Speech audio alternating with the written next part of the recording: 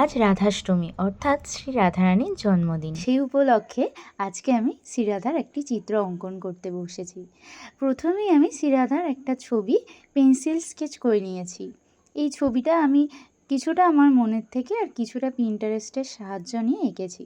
বেশিরভাগটাই আমি চেষ্টা করেছি আমার মনের মতন করে একটু রাধারানীকে সাজানোর। প্রথমেই আমি এখানে রাধারানীর মুখশ্রীর কালারটা সম্পূর্ণ করে নিয়েছি।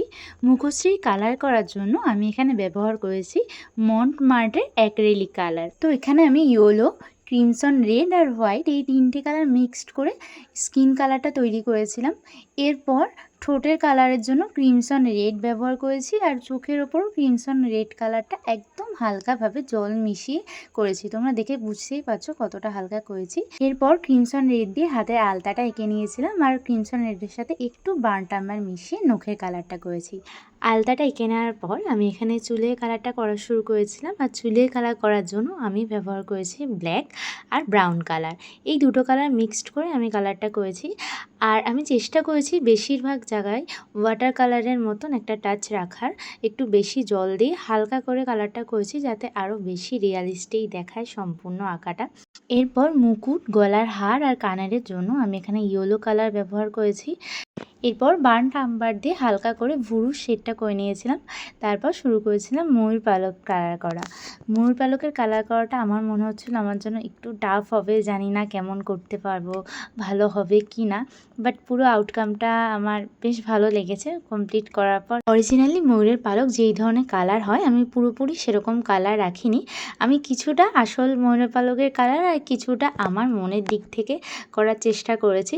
সম্পূর্ণ কালারটাই আমি আমার মনের মতন করেই করেছি। ব্রাশের জন্য আমি এখানে ব্যবহার করেছি সোনাই ব্রাশ আর খাতাটা আমি ইটসি বিটসি থেকে নিয়েছি আর্ট স্টোরির একটা A4 সাইজের স্কেচিং খাতা। তো এই ছবিটা আমার খাতায় প্রথম আঁকা একটা ছবি।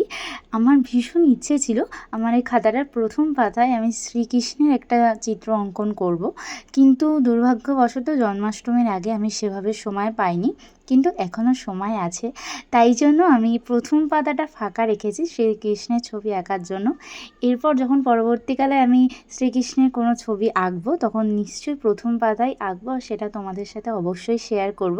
কিন্তু শ্রীকৃষ্ণের ছবি আঁকা না হলেও শ্রী রাধারানীর ছবি আঁকতে পেরে আমার সত্যি মনে ভীষণ আনন্দ হচ্ছিল। এই প্রথমবার আমি রাধারানীর ছবি আঁকলাম আর আমার নিজের আঁকা ছবিটা দেখে আমার নিজেরই মন প্রাণ ভরে যাচ্ছিল।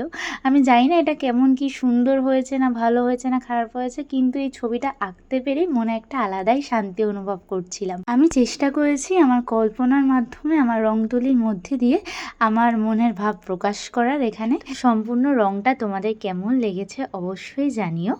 এরপর তোমরা আমার আঁকা কোন ছবি দেখতে চাও সেটাও জানিও, আমি চেষ্টা করব সেটা আঁকার। আজকের ভিডিওটা এই পর্যন্তই।